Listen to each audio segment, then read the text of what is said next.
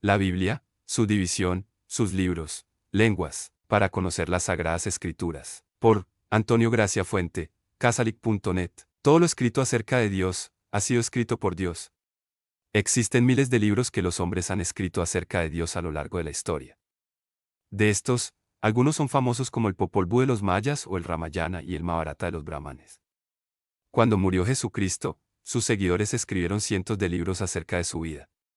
Algunos eran fidedignos y otros inventaban cosas solo para ganar adeptos. Estos últimos le atribuían a Jesús niño actos extraordinarios como dar vida a sus juguetes de madera, hablar con los animales y otros hechos similares. Estos libros los conocemos como los Evangelios apócrifos.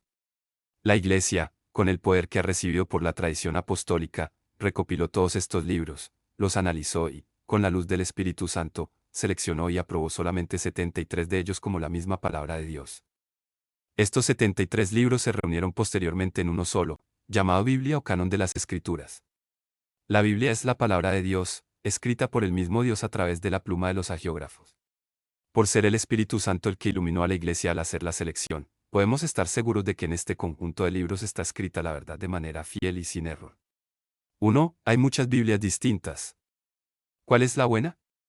Encontramos en las librerías decenas de títulos distintos: la Biblia de los Mormones, la Biblia del Pueblo, la Biblia de los Gideons, la Biblia latinoamericana, la Biblia de los Testigos de Jehová, la Biblia de Jerusalén y muchas más.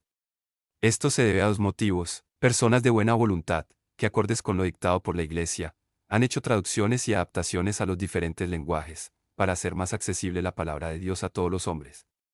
Sectas y religiones que han suprimido o retocado lo que no les gustaba, o que han adulterado el mensaje de Dios, al modificar las palabras originalmente escritas por los hagiógrafos. Para saber si una Biblia es la original. Por todo lo anterior, al comprar una Biblia, es importante revisar que sea la original. ¿Cómo? 1. Verificando que incluya los 73 libros que aparecen en la siguiente tabla, 46 del Antiguo Testamento y 27 del Nuevo Testamento. 2. Verificando en la contraportada que la Biblia esté aprobada por alguna autoridad de la Iglesia Católica. Esta aprobación aparece con las palabras en latín, imprimatur, y nihil obstat, que significan, se puede imprimir, y nada obstaculiza su impresión.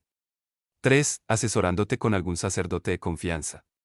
2. División general. La Biblia se divide, ante todo, en dos grandes partes: Antiguo Testamento, Nuevo Testamento, ambos relacionados entre sí. La palabra latina testamentum, de donde viene la palabra española testamento, fue empleada al principio de la era cristiana, para traducir la voz griega, diateke, que literalmente significaba disposición, contrato. A su vez, los traductores griegos, llamados los 70, la usaron para traducir la expresión hebrea berit igual a pacto de soberanía, por medio de la cual designaban los hebreos la alianza del Sinaí. Lo importante es que el término testamento ha quedado para designar, hasta nuestros días, la división de las Escrituras. 3. División numérica de la Biblia. Dos grandes religiones se rigen por las enseñanzas de la Biblia: la judía y la cristiana, la cual está integrada por católicos, ortodoxos y diferentes denominaciones.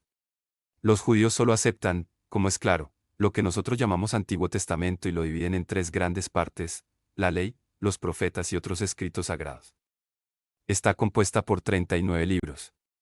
Para los católicos, la Biblia, Antiguo y Nuevo Testamento, está formada por 73 libros, 46 del Antiguo Testamento y 27 del Nuevo Testamento. Los protestantes de las principales denominaciones solo aceptan una lista bíblica de 66 libros, 39 del Antiguo Testamento y 27 del Nuevo. Como se ve, la diferencia entre católicos y protestantes se encuentra, no en el canon o lista de los libros del Nuevo Testamento, sino del Antiguo. Antes se manejaba la hipótesis de que en el judaísmo había dos cánones: el largo, o alejandrino, y el corto, o palestinense. De acuerdo a esto, la Iglesia había seguido el canon largo o alejandrino, mientras que los judíos a partir del siglo I o II después de Cristo, se habrían quedado con el canon corto o palestinense. Hoy en día esta hipótesis es rechazada por las siguientes razones. A. Por un lado, la traducción de la Biblia hebrea al griego no fue una obra unitaria en su finalidad o proyecto, ni fue traducida simultáneamente. B. Por otro lado, conocemos la mayor parte de la Biblia de los 70 a través de códices cristianos del siglo IV y V después de Cristo. Por lo tanto, ellos reflejarían, en todo caso, el uso cristiano de este tiempo. Y aún allí mismo, podemos comprobar la variabilidad que existía en algunos puntos. C. Además, entre los judíos de Palestina no había una uniformidad en lo que respecta al canon. Por esto, tampoco podremos hablar de un canon palestinense. Por todos estos motivos, no podemos conocer las fronteras exactas de los libros reconocidos por los judíos de Alejandría. Seguramente, además de los libros que habían surgido en Palestina, tenían libros propios compuestos en Alejandría, en lengua griega, como por ejemplo el de la sabiduría. La Iglesia Católica, lo mismo que la ortodoxa, a partir del Concilio de Hipona en el año 383 después de Cristo, admitió como inspirados no solo los protocanónicos, o aceptados primero, por eso se llaman de la primera ley, sino los deuterocanónicos, o de la segunda ley, lista que fue confirmada solemnemente por el Concilio de Trento, en 1546. Hemos de mencionar, como argumento irrefutable para afirmar que la Biblia consta de 73 libros y no de 66, lo siguiente: la primera comunidad cristiana, comunidad de los apóstoles y discípulos del Señor, usó esta traducción de la Biblia griega de los 70, es decir, el Antiguo Testamento con 46 libros. Jesucristo, al señalarle a San Pedro, te daré las llaves del reino de Dios, así, lo que ates en la tierra quedará atado en el cielo, y lo que desates en la tierra quedará desatado en el cielo. Mt 16, 19, nos obliga a hacer y aceptar lo que los primeros cristianos creían, hacían o usaban, sea de palabra o de viva voz. Los argumentos que los judíos usaron para no aceptar los libros deuterocanónicos como parte del canon del Antiguo Testamento aceptado por ellos, no gozan de la autoridad divina, en virtud de que en ese momento, años 100 después de Cristo, la comunidad cristiana ya existía y gozaba de plena autoridad en la materia. Como vemos, la Iglesia tiene la razón al afirmar que la Biblia consta de 73 libros y no de 66 como dicen las sectas. No hay que olvidar que la Biblia es la palabra de Dios puesta por escrito en un momento privilegiado de la tradición, por lo tanto nada puede añadirse, ni nada puede quitarse. La economía cristiana, por ser la alianza nueva y definitiva, nunca pasará, ni hay que esperar otra revelación pública antes de la gloriosa manifestación de Jesucristo nuestro Señor, la divina revelación, almohadilla 4. Por otro lado, siendo sinceros y honestos descubriremos que, la única institución, la única iglesia que transmitió por más de 1500 años la palabra de Dios al mundo entero, es la Iglesia Católica. En sus monasterios, los monjes copiaban fielmente a mano el texto sagrado, la Iglesia en su liturgia, en sus celebraciones la veneraba de manera especialísima. La vida de la Iglesia gira en torno a Cristo y este contenido en la Biblia. ¿Cómo aceptar la Biblia y no aceptar a la Iglesia que ha sido fiel custodio y madre para que nada de lo que hay en ella se pierda? ¿Con qué autoridad puede alguien quitar o añadir algo a la palabra de Dios, si la Iglesia Católica fundada por Jesucristo, haciendo uso de su autoridad divina, ha declarado que nada puede añadirse ni nada puede quitarse? Ante todo, tened presente que ninguna predicción de la Escritura está a merced de interpretaciones personales, porque ninguna predicción antigua aconteció por designio humano. Hombres como eran, hablaron de parte de Dios movidos por el Espíritu Santo. 2 P1, 20-21.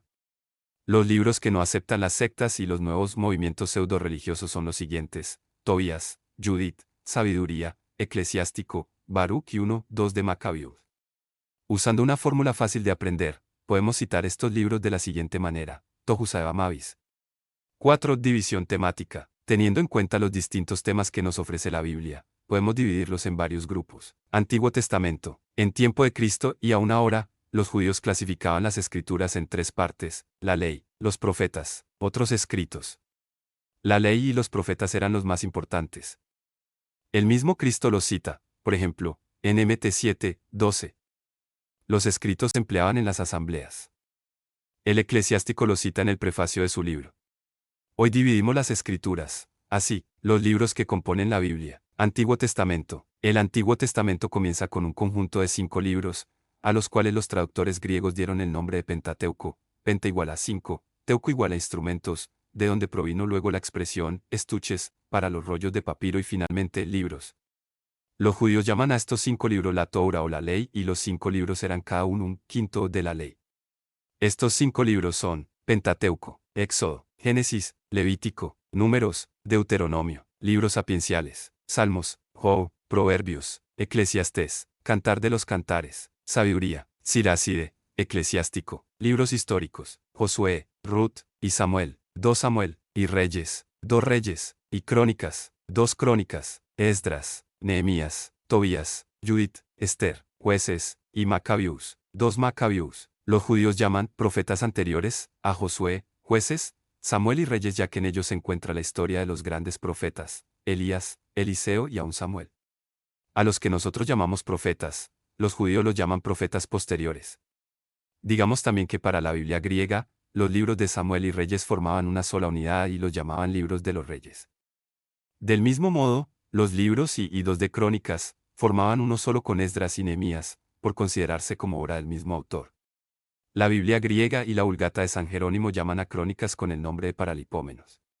Libros proféticos: Isaías, Jeremías *, Lamentaciones, Baruch, Ezequiel, Daniel, Oseas, Joel, Amós, Abdías, Jonás, Miqueas, Nahum, Habacuc, Sofonías, Ageo, Sofonías, Zacarías, Malaquías. En algunas ediciones de la Biblia, los libros de Jeremías y Lamentaciones vienen unidos como un solo libro. Nuevo Testamento: Evangelios, Mateo, Marcos, Lucas, Juan, Hechos de los Apóstoles, pertenecen a este grupo 21 epístolas o cartas, cartas del Nuevo Testamento, Romanos y Corintios, 2 Corintios, Gálatas, Efesios, Filipenses, Colosenses y Tesalonicenses, 2 Tesalonicenses, y Timoteo, 2 Timoteo, Tito, Filemón, Hebreos, cartas católicas, Santiago y Pedro, 2 Pedro, y Juan, 2 Juan, 3 Juan, Judas, Apocalipsis. 5. Unidad de ambos testamentos. El Antiguo y Nuevo Testamento se complementan mutuamente. Su interrelación es tan completa, que el primero explica el segundo y viceversa. Solo a la luz del Antiguo Testamento se alcanza a comprender el primero, y solo a la luz del Nuevo Testamento, nos damos cuenta de lo que el Antiguo quiso decir.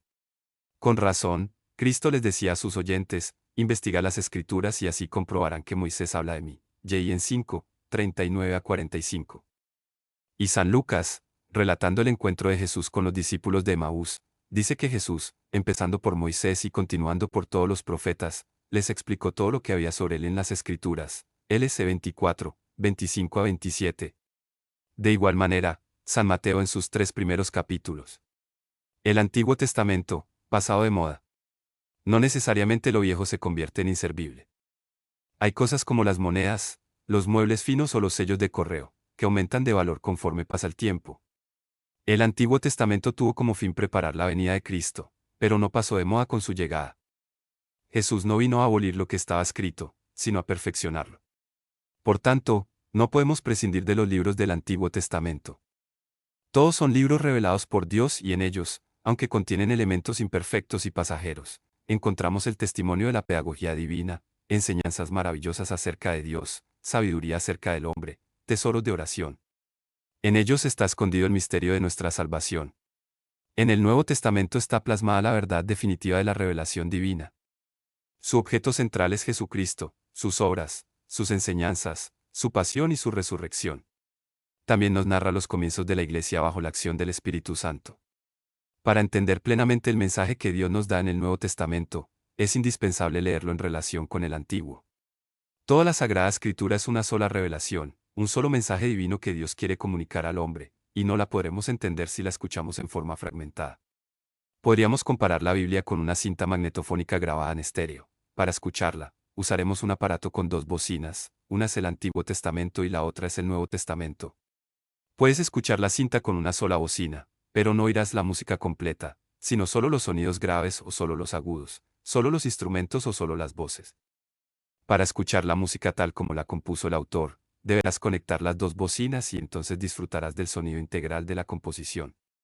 Para entender en toda su integridad el mensaje de Dios en las Sagradas Escrituras, es necesario leer el Antiguo Testamento a la luz del Nuevo y leer el Nuevo Testamento a la luz del Antiguo.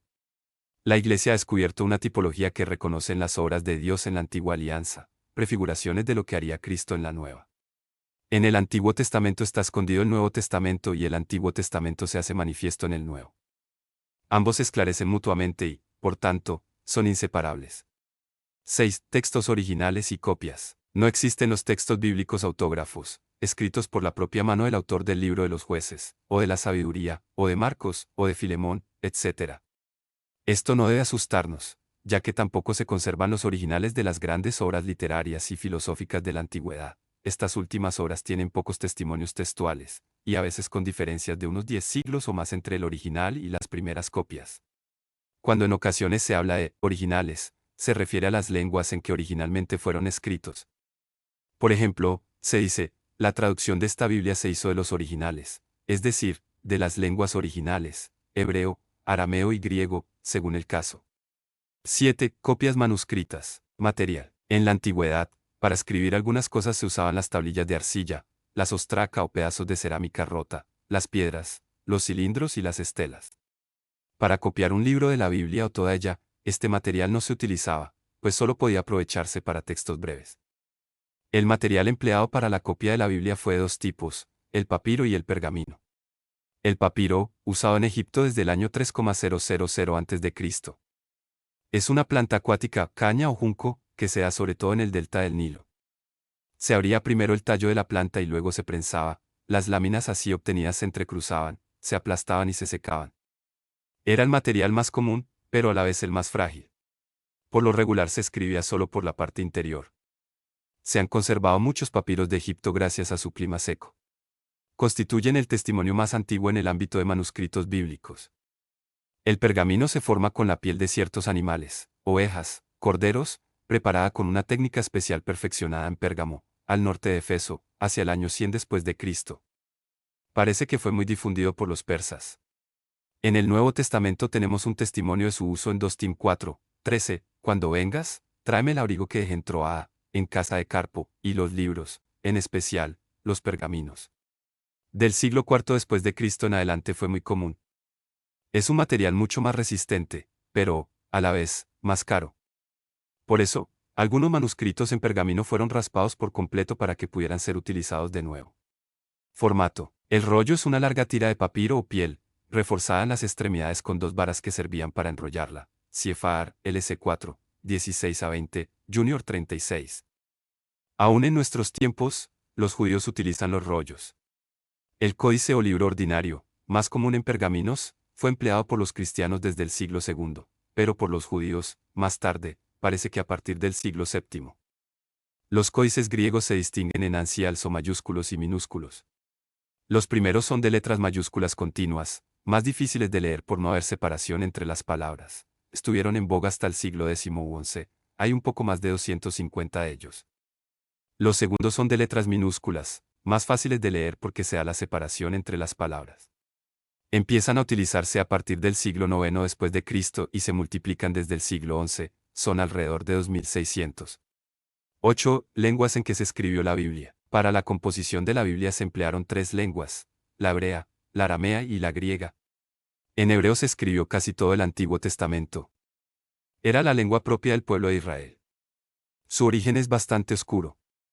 Parece que comenzaron a hablarla los cananeos y después la adoptaron los israelitas a partir de su estancia en Canaán. En arameo, lengua más antigua que el hebreo, se escribieron pocas cosas. Se pueden citar algunos capítulos de Esdras, Jeremías, Daniel y Mateo. El arameo comenzó a introducirse en Israel hacia los siglos 4 y 3 a.C. y tomó tanto fuerza, que llegó a suplantar a la lengua hebrea. Incluso Jesús hablaba con el pueblo en uno de los dialectos arameos. En griego fueron escritos algunos libros del Antiguo Testamento, como el de la Sabiduría, 2 Macabeos y todos los del Nuevo Testamento menos el Evangelio de San Mateo. Este griego no era un griego clásico, como era por ejemplo el de Demóstenes, sino un griego popular, vulgar y corriente, llamado koineiguala común, que usaba el hombre de la calle. Se generalizó después de la conquista en Grecia por Alejandro Magno. Antiguo Testamento, Daniel, hebreo, con fragmentos arameos y griegos. Esdras, hebreo, con inserción de algunos documentos en arameo. Esther, hebreo, con fragmentos griegos. 1 Macabeos, hebreo. 2 Macabeos, griego. Tobías y Judith, hebreo o arameo. Sabiduría, griego. Todos los demás libros, hebreo. Nuevo Testamento, San Mateo, arameo. Todos los demás libros, griego. 9 versiones de la Biblia. Hay que decir que, con el correr de los tiempos, se han hecho innumerables versiones de la Biblia. Entre las más antiguas, que son las que interesan más, hay 2 muy importantes, la de los 70 y la Vulgata. La versión de los 70, según una tradición, fue realizada por 70 sabios de Israel. Su elaboración, entre los siglos 3 y antes de nuestra era, estuvo destinada a los judíos de la diáspora o de la dispersión, es decir, para el culto de las comunidades judías que vivían en el mundo grecorromano, especialmente de Alejandría y que ya habían olvidado la lengua hebrea, o quizá mejor, con el fin de que pudieran propagarla en la griega. En cualquier caso, esta traducción fue importante para los judíos que hablaban el griego y que más tarde se extendió por los países mediterráneos, preparando así el ambiente para el Evangelio. La versión de la Vulgata. Esta versión fue hecha en latín por San Jerónimo en el siglo IV en Belén. Partió de una necesidad, como la de los 70. Durante los 2 primeros siglos se utilizaba en la Iglesia el griego popular, que era el que se hablaba en el Imperio Romano. Pero en el siglo III, se fue imponiendo el latín en Occidente. Por esa razón la tradujo San Jerónimo al latín. De ella se han sacado muchas ediciones hasta nuestros días, desde que el Concilio de Trento la reconoció solemnemente como la versión oficial latina sin negar por eso el valor de otras versiones. La Sagrada Escritura es muy valiosa para la vida de la Iglesia. Como la Sagrada Escritura es la palabra de Dios viva, sabemos que su poder y su fuerza para los cristianos es enorme. La Sagrada Escritura, junto con la Eucaristía, es la que da sustento y vigor a la vida de la Iglesia, asegura la firmeza de la fe, es alimento del alma y fuente de vida espiritual. La Sagrada Escritura debe ser el alma de la teología, de la predicación pastoral, de la catequesis, de la instrucción cristiana. Solo así aseguraremos en estas actividades la presencia de Jesucristo, la palabra, y por tanto, los frutos de santidad de las mismas. Invitando a Cristo a que nos acompañe en estas acciones, no nos quedaremos en lo humano. Él mismo se encargará de santificar cada palabra que digamos para darse a conocer a todos los hombres. La Iglesia recomienda la lectura frecuente de la Sagrada Escritura, ya que desconocerla es desconocer a Cristo.